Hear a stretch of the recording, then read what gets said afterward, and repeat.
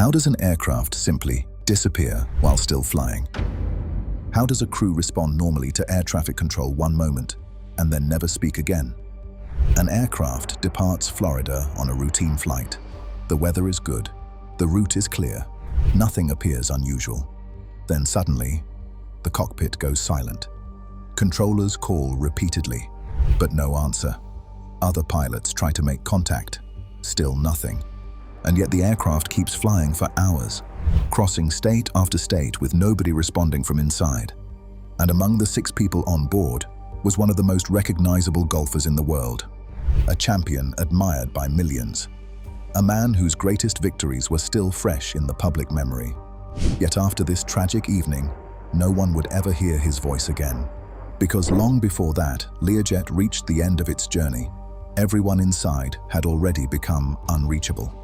Welcome to Tragic Flights, where we go beyond the headlines to examine what really happened in aviation disasters. So if you enjoy detailed aviation stories, make sure to give this video a thumbs up, subscribe, and turn on your notifications so you never miss any of our videos. Long before he became part of one of aviation's most mysterious accidents, Payne Stewart had already become one of the most recognizable figures in professional golf. His swing was admired, his competitiveness was respected, and his personality made him impossible to ignore. Many fans remembered him not only for his success on the course, but also for the distinctive style that became his trademark: traditional golf knickers, long socks, and a classic look that stood out in a modern era of professional sports. But Payne Stewart's reputation went beyond appearances. He was known for his sportsmanship, his dedication to the game, and his ability to perform under pressure when stakes were high. In June 1999, only a few months before the flight, Stewart achieved one of the greatest victories of his career. At the 1999 US Open, he defeated some of the best golfers in the world in a dramatic final round battle. The victory earned him his 3rd major championship and cemented his place among the sport's elite. To many observers, it seemed as though he was entering a new chapter of his career. At 42 years old, he remained one of the most respected players in professional golf. Friends and fellow competitors later described him as confident, focused, and enjoying life both on and off the course. Few could have imagined that one ordinary business trip would become his final journey. On the morning of October 25, 1999, Stewart was scheduled to travel from Orlando, Florida to Texas. He was not traveling alone, and also on board were several business associates, along with Captain Michael Kling and First Officer Stephanie Bella-Garrigue, the 2 pilots responsible for operating the aircraft that day. Together, they boarded a Learjet 35, a sleek business jet designed for speed, efficiency, and executives travel. The flight itself was expected to be a routine one, which is depart Florida, climb to cruising altitude, cross several states, and land in Texas. A schedule so ordinary that nobody involved had any reason to believe the day would become part of aviation history. The aircraft assigned to the flight was a Learjet 35A, registration N47BA. For decades, Learjets had developed a reputation as some of the most recognizable business aircraft in the world. It is fast, reliable, and capable of operating efficiently over long distances. The aircraft was powered by 2 turbofan engines mounted near the rear fuselage and was certified to fly at altitude far above most weather systems. For passengers, those high altitudes often meant a smoother and more comfortable ride, but flying that high also depends on something most people rarely think about: pressurization. Because at those altitudes, the air outside the aircraft contains far too little oxygen to support normal human function. Without a properly pressurized cabin, even a healthy person can become impaired in a matter of minutes. That morning, however, there was no indication that anything unusual was about to happen. Passengers boarded. Preparations were completed. The crew worked through normal procedures, and the Learjet prepared for departure just like countless flights before it. Nothing appeared out of place. Nothing suggested danger. Nothing hinted that within minutes of takeoff, everyone on board would become helpless, nor that thousands of feet above the ground, an unforeseen emergency would begin to unfold. Shortly before departure, the crew completed their final preparations. Weather conditions along the route were generally favorable. There were no major storms along the planned flight path, no reported maintenance concerns, and nothing suggesting the flight would face unusual difficulties. The passengers settled into their seats as the Learjet prepared to leave Orlando. For them, this was simply a routine trip between destinations, the kind of flight most people forget shortly after it ends. The aircraft taxied normally. Clearance was received. And on the morning of October 25, 1999, the Learjet accelerated down the runway and lifted into the clear Florida sky. The departure appeared completely routine. The aircraft climbed smoothly. Communication with air traffic control remained normal. Every indication suggested flight N47BA was exactly where it was supposed to be. As the Learjet continued climbing, controllers transferred the flight between air traffic sectors. A routine process that occurs thousands of times every day across American airspace. Most of these exchanges are brief and uneventful, but one of them would become the aircraft's final radio transmission. At approximately 9:27 a.m., air traffic control instructed the Learjet to climb to a higher altitude. The crew acknowledged the instruction. The response sounded calm, professional, and completely normal. There was no sign of confusion, no indication of an emergency, nothing to suggest that anything unusual was happening inside the aircraft. And then the silence began. Controllers expected the flight to check in again. Instead, there was no response. Another call was made. Nothing. A different frequency was tried. Still nothing. At first, the situation did not seem alarming. Communication issues occasionally occur and are usually resolved within minutes. But the Learjet remained silent. Meanwhile, the aircraft continued climbing exactly as instructed. Radar showed it following its route. Its transponder continued transmitting information normally.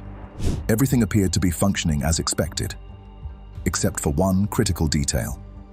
Nobody on board was answering. As the minutes passed, concern began to grow. Controllers requested assistance from nearby aircraft. Pilots in the area attempted to establish contact, but they received no response. The situation was becoming increasingly difficult to explain. The Learjet was still visible on radar. Its transponder continued working. It remained on course and continued climbing normally. Everything about the aircraft suggested a routine flight, except for the silence. From the ground, the situation was becoming increasingly unsettling. An aircraft experiencing serious mechanical problems would often change course, lose altitude, or declare an emergency. This aircraft was doing none of those things. Instead, it continued northwest exactly as planned. The course seemed almost normal, and that made the mystery even more troubling, because something was clearly wrong. The air traffic controllers knew it. Other pilots knew it. Even the federal aviation authorities were beginning to realize it as well. Yet nobody knew exactly what had happened inside the aircraft. The cockpit had gone silent. The cabin remained unseen, and the people on board could no longer explain what was taking place far above the ground. The Learjet continued climbing toward its assigned cruising altitude. But with every passing mile, a troubling possibility was becoming harder to ignore. What if nobody was actually flying the aircraft anymore? Soon, military fighter aircraft would be launched to find the answer, not knowing that what they would discover would reveal a chilling reality. The aircraft was still flying, but nobody inside appeared to be in control. As the Learjet continued across American airspace, concern was spreading far beyond the control towers tracking its progress. What began as unanswered radio calls was now becoming a national aviation emergency. The aircraft was still flying, yet nobody could communicate with the people inside. Controllers continued monitoring the jet on radar. It remained on course and continued operating normally. There were no sudden turns, no rapid loss of altitude, no obvious signs of distress, and that only deepened the mystery. Hours earlier, the aircraft had departed Florida carrying 6 people. Now, hundreds of miles later, it was crossing state lines without a single confirmed response from the cockpit. The federal authorities faced a growing list of possibilities. Was it a radio malfunction, a medical emergency, A loss of cabin pressure? Or something far more serious? No one knew, and until somebody could see inside the aircraft, there were no answers. Military fighter aircraft were eventually dispatched to intercept the Learjet. Their mission was simple: establish visual contact and determine what was happening on board. As the fighters closed in, the Learjet appeared stable. Its engines were operating. Its flight path remained consistent.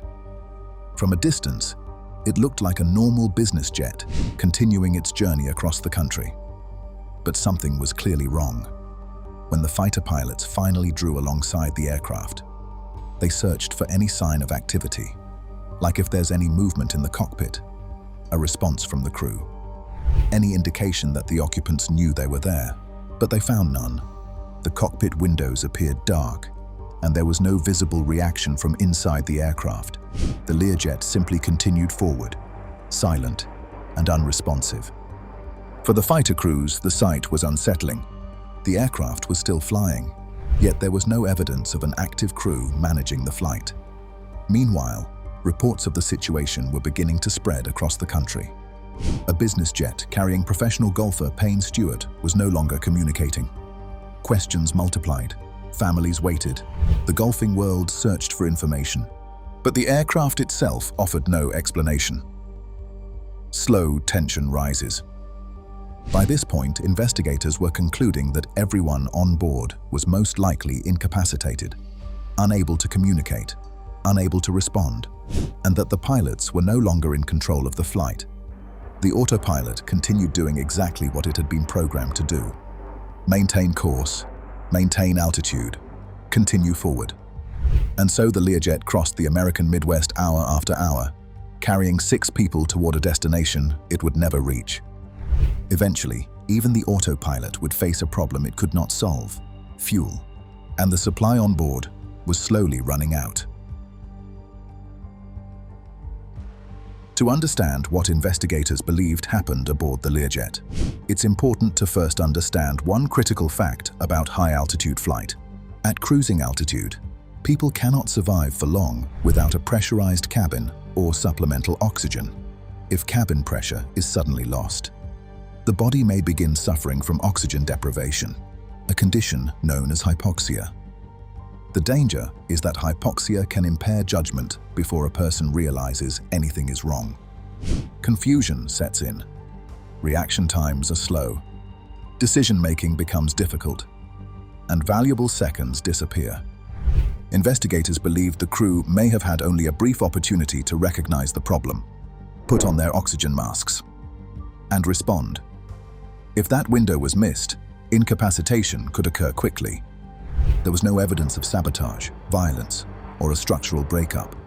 Instead, the evidence pointed toward a silent emergency, one that may have left everyone on board unable to respond while the aircraft continued flying on autopilot. And on the ground, concern was growing with every passing mile. As the Learjet continued westward, more agencies became involved. Air traffic controllers tracked its progress across multiple states. Military aircraft remained nearby while officials searched for answers. But one fact remained unchanged: nobody could communicate with the aircraft. And throughout the golfing world, concern continued to grow. Just months earlier, Payne Stewart had celebrated a dramatic US Open victory and remained one of golf's most recognizable figures. Known for his talent, sportsmanship, and distinctive style, he had inspired fans far beyond the sport itself. Would the golfing world ever see their champion again? Now, reports suggested that the aircraft carrying him was still flying without a response from anyone on board, and nobody knew how the story would end. Meanwhile, the Learjet continued consuming fuel, minute after minute, hour after hour. The autopilot kept the aircraft moving forward, but fuel is finite.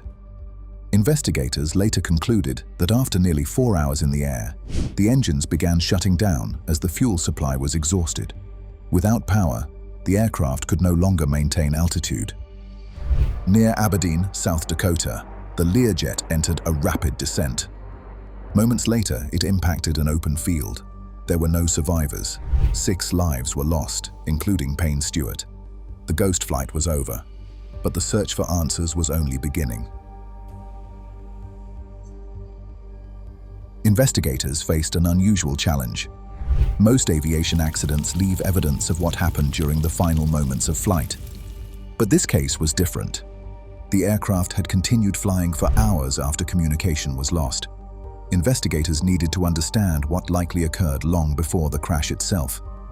Teams examined the wreckage, reviewed radar data, studied maintenance records, analyzed communications, and reconstructed the flight minute by minute. One possibility after another was considered: mechanical failure, medical emergencies, intentional actions, structural damage. But investigators found no evidence supporting sabotage or criminal activity. Instead, the evidence consistently pointed toward a loss of cabin pressurization, followed by incapacitation from hypoxia. According to the investigation, the crew most likely became unable to perform their duties shortly after the pressurization event occurred. The autopilot then continued flying the aircraft along its programmed route. That conclusion explained many of the flight's most unusual dynamics. The silence from the cockpit, the absence of course changes, the aircraft's steady cruise across multiple states, and ultimately, the crash that occurred only after the fuel supply was exhausted.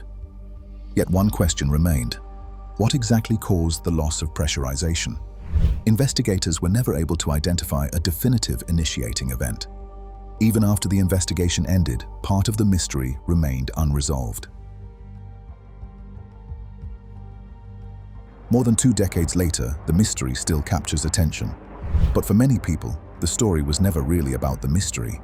It was more about who was on board. Payne Stewart was more than a champion golfer. He was one of the most recognizable figures in the sport, respected by competitors, admired by fans, and remembered for the passion he brought to every tournament he played. His death shocked the golfing world. Tributes followed from fellow players, organizations, and fans across the globe. Many remembered his victories, others remembered his character, and many remembered both. The accident also reinforced awareness of hypoxia and the importance of rapid access to supplemental oxygen during high-altitude operations. Pilots train extensively for depressurization emergencies today because events like this demonstrate how little time may exist to respond. It served as a reminder that some aviation emergencies are not loud. They do not arrive with explosions or dramatic warnings. Sometimes they arrive quietly, and their danger lies precisely in how normal everything appears at first. The Learjet remained airborne for hours. The engines continued running, the aircraft followed its course. And from the outside, it seemed as though the flight was continuing normally.